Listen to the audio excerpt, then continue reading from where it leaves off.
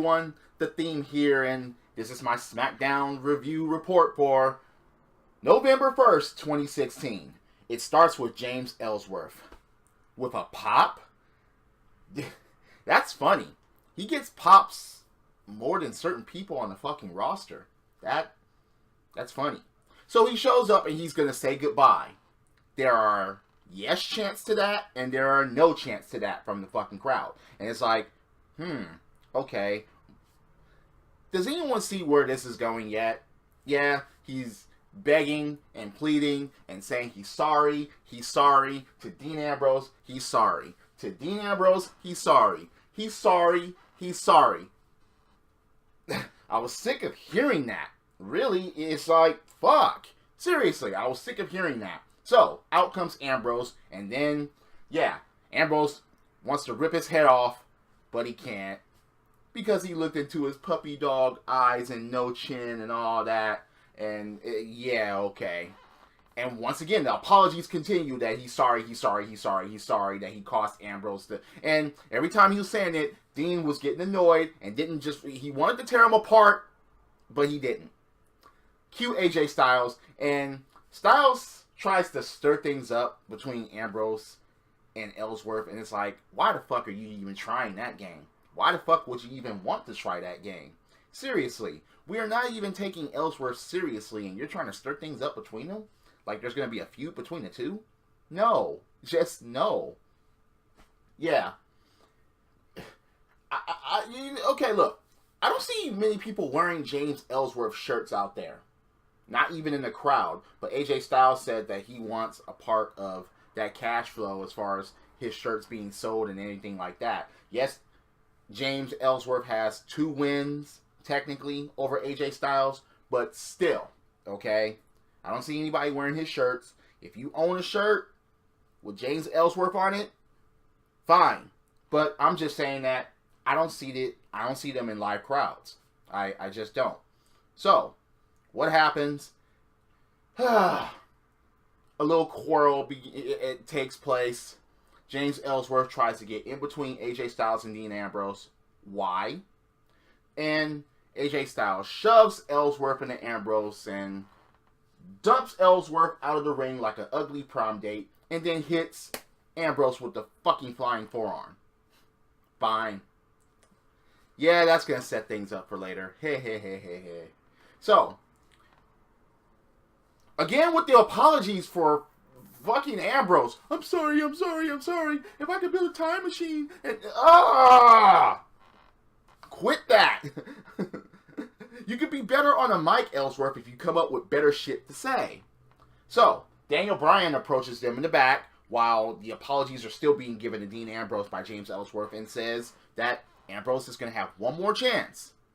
One more chance to become #1 contender for the WWE World Championship. And everyone's like, okay, we already know where this is going. Even though Daniel Bryan said, under no circumstances, James Ellsworth go down there and interfere or even be at ringside. And I'm like, oh God, this tired story again. We've seen this thousands of fucking times throughout wrestling history as far as this story and where it's going to go. So it's extra fucking predictable. No matter how people see how fun it is, it's still fucking predictable. It is. So, yeah. Orton versus Kane in a no disqualification match. Again, yes, Orton is playing the game. He's playing the mind games. Do you actually think that he's really a part of the Wyatt family? Seriously, I would like to read that. I would like to hear that. They're trying to play that, but no, this is just mind games as usual. They will implode. So, Luke Harper and Bray Wyatt come down there and actually help Randy Orton. It was a no DQ match. So, and the thing about it is, Luke Harper is looking at Randy Orton very skeptical, and of course he should, because, yeah, and of course, trust Randy Orton? No. Just no. He has to prove himself, and he's not going to prove himself against fucking Kane. The only way he will really prove himself is he helps Bray Wyatt win the WWE World Championship. Then I'll be convinced that Randy's a part of the Wyatt family. That's the only way I'll fucking be convinced. Where's Luke Harper? No, not Luke Harper. Where's Eric Rowan? Where is he? Come on. Anyway, you have that taking place, and it's like, ugh.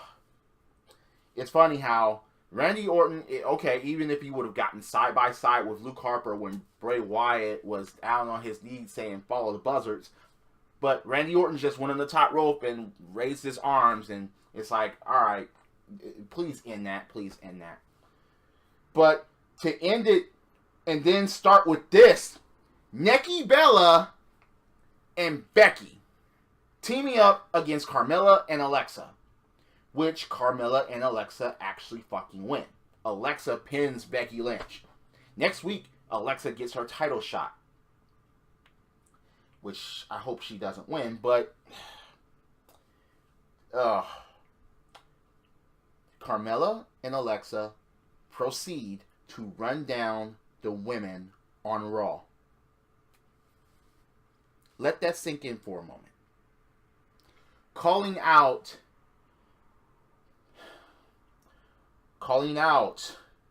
Charlotte. Calling out Bayley. You notice they didn't say anything about Nia Jax. I was begging Nia Jax to come out during this fucking segment with Karma and Alexa in the ring. I was begging for that. I've never been like, please come out. Please come out. Nia, please come out. I was begging for that because I was like, there's no way that I will ever be convinced that Carmella and Alexa is going to stand up to women like Bayley, Charlotte, Nia Jax. Seriously, I'm not hearing that. Fuck you, WWE, for trying to feed this to me. And no, I will never be convinced that Carmella and Alexa can match against just about any of those women on Raw. No, and hell no. So, after that, America Alpha defeats the Spirit Squad in a Survivor Series qualifying match. And, okay, the Spirit Squad tried to put up a fight, but no. Just no. America Alpha, if the Spirit Squad would have got past American Alpha, I probably would have turned off the fucking show. That would have been so ridiculous to me that it would have made no sense, and I would have been like, nope, done. And I would have concluded my fucking review report right there. I would have been like, okay, I got to that point, and I didn't watch the rest of the fucking show. But American Alpha wins, and thank goodness I still stayed tuned, even though what was next was the most go take a pee show in WWE history, Miz TV, Jizz TV. If you're going to put Miz TV over Piper's Pit, if you're going to put Miz TV over the Heartbreak Hotel, if you're going to put it over the Brother Love Show, the fucking Funeral Parlor, and even the fucking Barbershop, no! Just no. Even the Peep Show or the Cutting Edge, you better fucking not. Anyway, Daniel Bryan is his guest. Daniel Bryan comes out to discuss the Survivor Series teams. And it's like, alright, he runs down the tag teams first. And then he runs down the main 5-on-5. And he introduces the guys that are going to be a part of that team. Randy Orton, Bray Wyatt, Baron Corbin, which was a surprise to me, Dean Ambrose, and AJ Styles.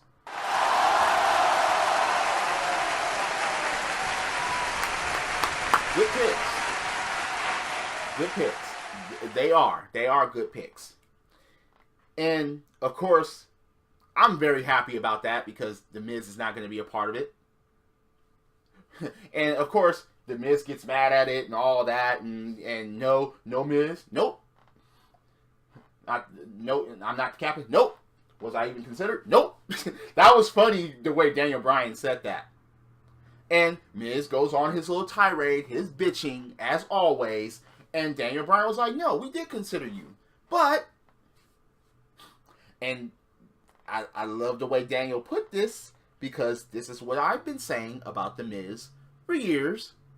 Even before I had this channel, or before I was doing my wrestling reviews report, I've been saying this shit about The Miz. I've been online saying shit about The Miz. I've been on WrestlingNews.com saying shit about The Miz. Why? Because he fucking sucks. He slurps. He is nothing in the fucking ring to get to the Holy Grail.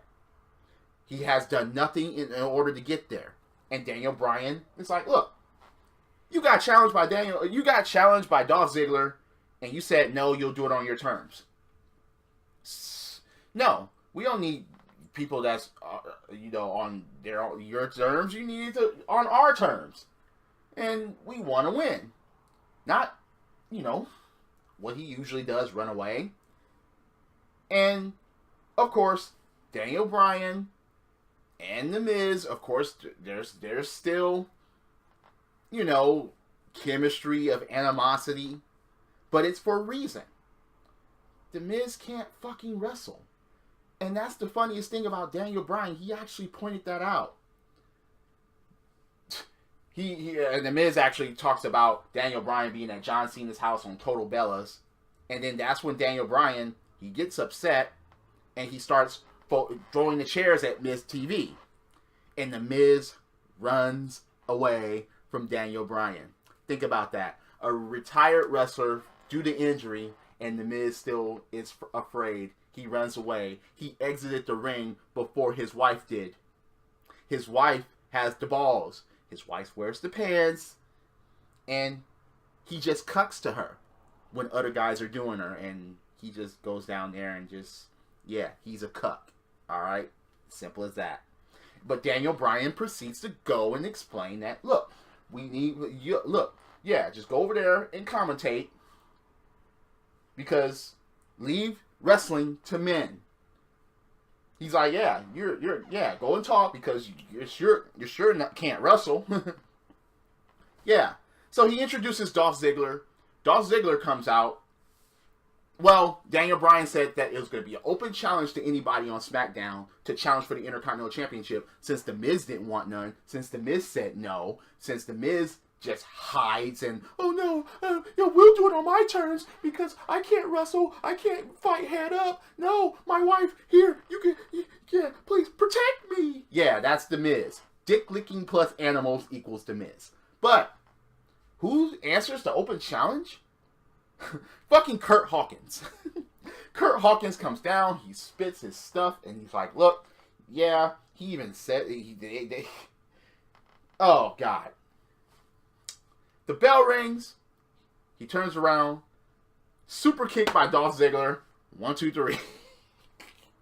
What a debut for Kurt Hawkins. Are we supposed to take him seriously after that?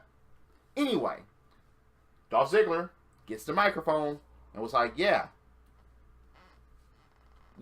you say that, he's not a fighting champion, but he's been fighting for every night of his life to win the Intercontinental Championship, to be Intercontinental Champion. So, since The Miz said no, and he wants to do shit on his own terms, I'm going to have an open challenge on Raw, for Raw Superstars, a Survivor Series for the Intercontinental Championship. The Jizz gets pissed off. The Miz gets pissed, since he won't fucking do his rematch, because he's scared, because he's a pussy.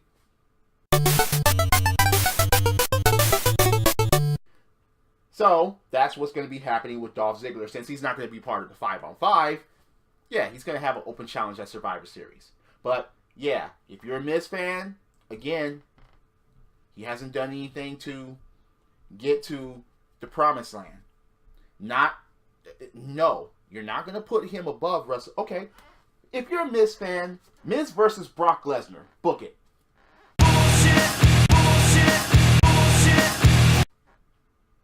No? Then shut the fuck up. If you can't justify that alone, Miz versus Undertaker. at WrestleMania. Justify that. If you're a Miz fan, justify that shit in the fucking comments below and try to convince me that this motherfucker would deserve that, would be caliber for that. His name would be in a marquee in big ass letters versus The Undertaker, and motherfuckers will take that shit seriously. No, we fucking won't. And that's why I don't fucking like him. He doesn't do shit to actually earn. You can put Daniel Bryan against Brock Lesnar, and that would be great. Daniel Bryan against The Undertaker, even in his current condition, and it would still be great. Miz, no. So, enough of that. Moving on. Backstage interview with Randy Orton, Bray Wyatt, and Luke Harper. Well, Luke Harper didn't really say anything. And, yeah. Bray Wyatt, yeah. Says that Randy Orton is a snake. Yeah. There's a lot of skepticism about him joining the Wyatt family. But, Randy Orton says that Bray is a god, and for some reason they did sparkly eyes, like his eyes glowed and shit like that. Why did you do that? Come on, stop making this some type of little sideshow. Try to make us take this shit more seriously, even though it's a ploy and it's mind games, and we're just waiting for an RKO fest to Bray Wyatt and Luke Harper sooner or later. But shit, at least work at this some. Don't do sparkly eyes and superpowers or anything like that. No. Just no. The Usos versus the fucking Headbangers to qualify for Survivor Series. Anyone care to know who won this match? The Headbangers? No. The Usos won, and rightfully so.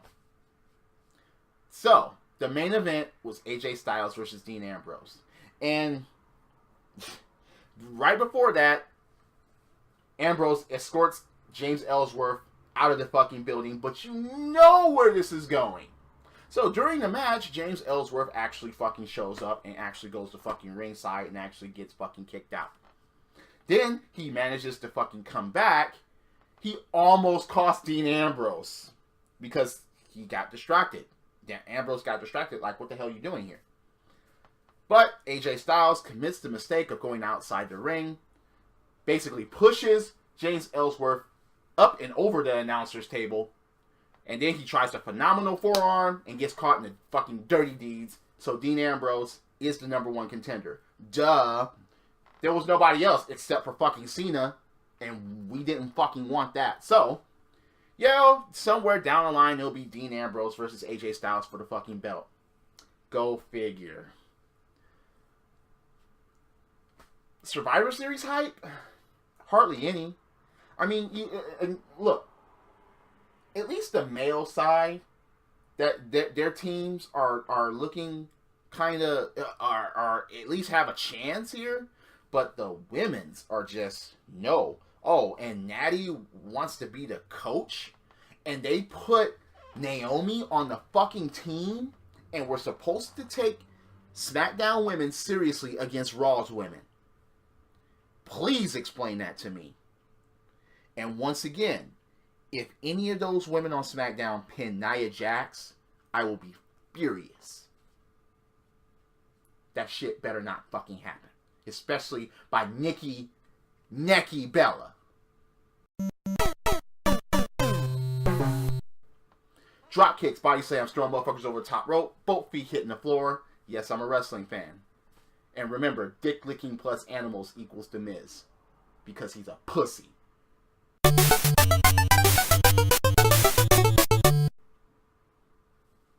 This is the theme, and I'll see you later. Credits.